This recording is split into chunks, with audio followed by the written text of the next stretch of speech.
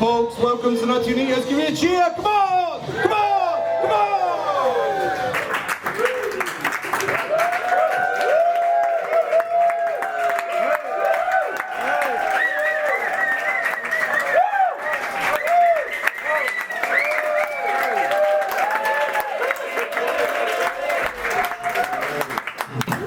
That's my self-validation for a week. You can all go home now. How are you doing? How are you? How are you? Who's been to the new Anita here for the first time ever? Make a noise. Yeah. You hear this? Customers in your basement, right? Wonderful. Welcome to Nutty Anita's. This is we'll be coming up to our 10th year in February. Remember, I'm just here, right? You see, my job tonight, is I basically get you warmed up for all the acts, right?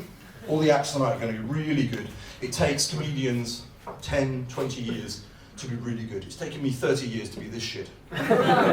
Honestly, you're watching an artist here. This is hard work going on here. How did you get into comedy? Accidental. Because I'm a musician first and foremost, and I always will be, and a singer, but it's all part of the entertainment discipline, if you like. And I always loved comedy as a kid. So in a way, when I watched comedians when I was a kid, I could watch people like Billy Connolly, Jasper Carrott, Mike Harding, but they were folk musicians and comedians. And I did used to know I can probably do that in the future, so then you fulfill the kind of dream. I still love comedy and music, or music for itself more than comedy. But you saw me tonight at Nutty Anita's, and this started off as a benefit for a stage, an anarchist stage, a demonstration stage that was destroyed, and we did it as a benefit. And after years of where I'd not been successful in comedy, this started off again. And it's almost like I didn't go chasing it. It's almost like I said, right, it's your turn to do this now. So, how did I get into comedy? Did I chase it? No. It chased me. It's the first time I've ever done it other than in my bedroom. I played in my kitchen once, the kitchen liked it. Bedroom, So if this fucks up, it's your fault. Now, I'm writing an animal. Writing an album of Amsterdam-based songs in the last 10 years, and so this is one you may recognise. We had dating song. My band has also got a song called "Help, My Dentist Is a Butty." If you want to hear that one, you've got to come see the whole band doing it because it's up to you people. And this is what came up the other day. I don't know. You might recognise it. She's a backfeet mama, the terror of the town. You recognise it straight away. She's a backfeet mama as she mows the tourists down. She's a backfeet mama. She's a backfeet mama. She's the scourge of Amsterdam, from Vesterpark to Centrum. The only reason she's got kids, it gives her more momentum. The only reason she's got sprogs, the only reason she's got brats, is for flattening your granny's dog and for killing all those tourist twats. She's a backfeet mama, terror of the town. Backfeet mama as she mows the tourists down. She's a backfeet mama, a backfeet mama. She's a backfeet mama. She's a hawk and you're a sparrow. You've only got an Omerfees and she's got an urban.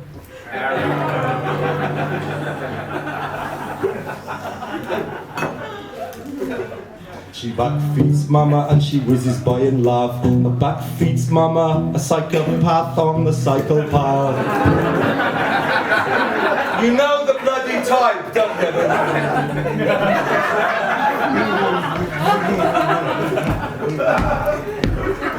My husband's rich and works at the Zouthaus. You know the fucking type, don't you? You couldn't afford a Mercedes, by Urban Arrow. I'm essentially a musician and a singer, but I did comedy 20 years ago, and I've always done comedy songs. But then comedy started working again 10 years ago. You follow what's happening. I was thinking about this the other day. I'm Generation X, so the boomers are still the old-fashioned, sexist, racist guys, and the millennials are the people who are so politically correct that you can hardly move, whereas my generation is like, right, with the first generation we moved away from racist and sexist comedy, and we saw that comedy could, in the 80s and 90s there was a big wave of alternative comedy in the UK, but it's still kind of got enough of the boomers to say, right, we can move away from it, but we can still suspend our own image and still laugh at everything as well. You cannot control comedy. The interesting thing about comedy, I've always been interested in politics, so anarcho-socialism is a thing I always liked. It's a form of libertarian socialism. State control where you need it, but absolute freedom for the individual where it's also needed as well. It's a difficult path. Yeah. You see what I mean? Yeah. And comedy is one of the few mediums in society where that's possible. So how do I get into comedy? There you go. How long have you been doing comedy for? Proper stand-up, it's 2023. First ever stand-up show. In my band in the 90s I did stand-up skits. I always wrote comedy songs. First ever paid stand-up gig was 2001. First ever headliner was 2005. So about 20 odd years. Comedy, what emotion does comedy evoke? For example, Catharsis. If you've gone through something nasty, it's the nicest way to get nasty stuff off your system. It really is the nicest way to get it. And I think people appreciate that you've processed something where you really, as a comedian, you can say nasty things about people because you've really, really worked out. That's what I think about you fuckers. And you've kind of got over it. Oscar Wilde said, don't get always forgive your enemies because nothing annoys them more. Right? It's that kind of mentality. So that's the nicest emotion. It is anger. It is anger, but rather than being destructively violent to these people that have hurt you, is actually the best way to get back, because people, again, it's vulnerability. It's you're vulnerable, but you actually, through the vulnerability, you've got strength. That's the chief. Of course, there's lots of them, but that's the crux. That's the crux of it. Speaking, I was married to a Dutch lady for many, many years. The first word I learnt in Dutch was teleurstelling. People who don't know, this is a good one, isn't it? That's a good one for the Nederlandstalige mensen. For people who don't understand, that word means disappointment. That's the first word. That's the first word in. I married a Dutch lady. That's the first word I learned. There you go. And do you think that that's what gives them a sense of humor as well, to be able to laugh about things? Yeah. More. The jokes I laugh about are the loss of my dad, dear friends who've had mental health issues, including myself, brutal stuff. Yes, again, it's all about the context. But again, there are right-wing comedians who are poignantly right-wing and old-fashioned, but I'll still say, no, is that a good joke? Is that well formulated? Yeah, it's a good joke. It's one example from the right-wing I saw in the Corona lockdown, who's generally spoken, most left-wingers supported the Corona lockdown because of the social contract, look after the old, support the health service, fine. Right-wingers said, no, this is a breach of my personal freedoms, and to hell with the state. That's nasty, but when I saw a joke which said, the left said in the 90s, fuck you, I won't do what you tell me, and now the left is saying, fuck you, you're not doing what you're told. That's funny. That's a funny. I can understand that as long as it's funny. I can think, God, oh, wow, they've got one on us now. The comedians or the musicians in the room, you'll realise that it's a minor chord, right? In Western music, in Eastern music it's different. Minor chords in Eastern music, China, Persia, and so forth. Minor chords are happy. But in Western music, minor chords represent depression, death, disappointment, destruction, disaster, right?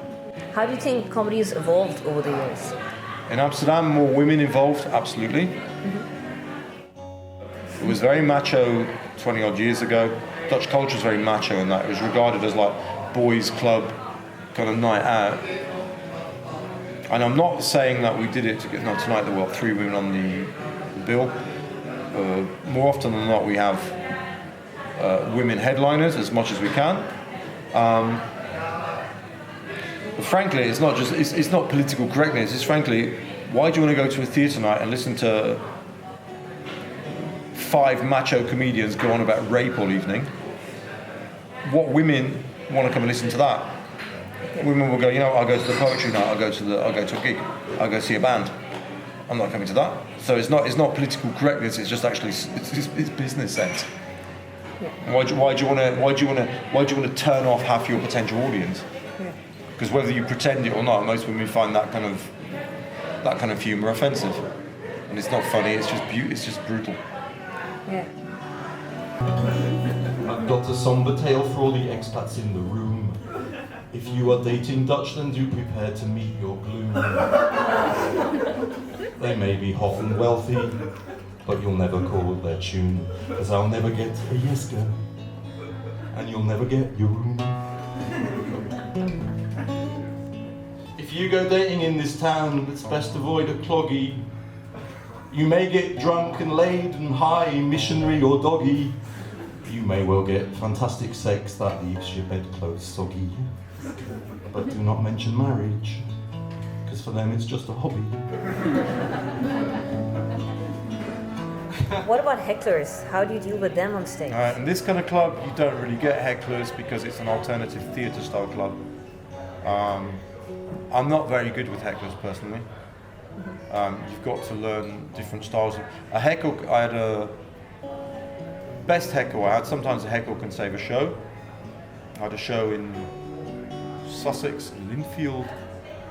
Frankly, I was dying, and I did a story about when I was 10 or 11. I had to take the 11 plus examination, and that's the examination. It's controversial because if you win it, if you pass it, you go to university. And I was doing it. I was dying. I was having a really bad gig, and I said, "Oh yeah, I did the 11 plus examination." And somebody said, "When did you do the 11 plus?" And I said, "Yeah, when I was 11, mate." Right, so he handed it on a plate. So sometimes a heckler and then the rest of the night it was like, oh god, you know. And that, so sometimes a heckler can be good because it's audience interaction. Sometimes you get brutal hecklers who just basically are just abusive to acts, and it's no fun at all. And there's the extreme of kind of politically right-on comedy where they actually ban heckling. And they also say to comedians, no audience, that like absolutely safe comedy, which I think is not a good idea. Then it can't be comedy because it's generally the subjects that comedians do talk about. It's the evil things inside our soul, and that's what comedy is good for. If you are looking for a date, then please just don't go Dutch. You'll find him quite attractive because he looks so tall and butch. You may be well bowled over by the way she moves her crotch. But she's not a soulmate. You're just another notch. My dream is more to be involved in music, to be a singer, than probably in comedy. If it comes my way, sure, I'll do it. As I say, it's accidental. This whole thing is accidental. That's why I say at the end of the night, if you want to do comedy, don't. It's not a trend. Don't do it. It's special. It's not the bucket list millennial thing.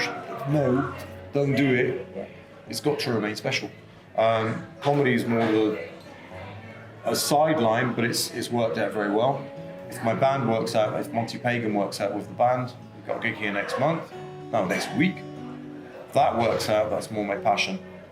Okay. But then that's also interwoven with really nice music and comedy. So things like, you've got Monty Python, obviously Monty Pagan are, but you've got things like Frank Zappa, Tom Lehrer.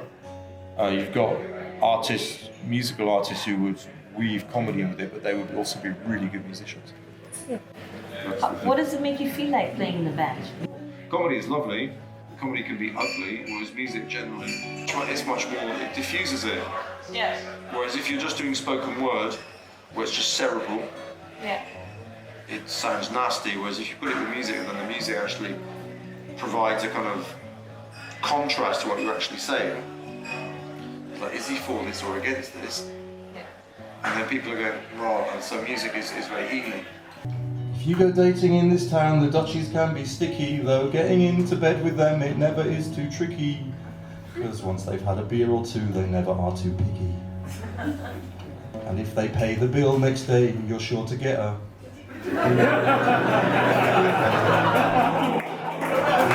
And what about the people? What kind of emotion do you, like for me, for example, when I listen to comedy, it's usually because I want to get my mind off things, I want to focus on something, laugh a little bit, and it gets me in a happier place. What kind of emotion do you want to leave, or would like to leave people with? Come back to a show again? Of course. This was interesting. And that it's not just a conventional comedy night, that this is actually something special, something very amazing, and all praise to the new Anita as well. And as long as you've got people in having a good time, that's what people actually like that. People actually, if you go to a venue and it's all so slick, it's like going to an airport lobby. Yeah. Whereas you go to a place which looks like it's a bit kind of lived in. Like this. Yeah. Where can people find you if they want to look up your work? Don't. Come find you in New Come find me New Anita. Online, it's Monty Pagan, it's the band you need to look out for.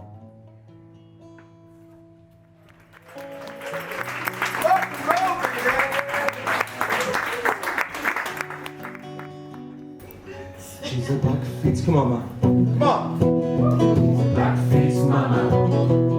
She's a blackface mama. Come on. Blackface mama.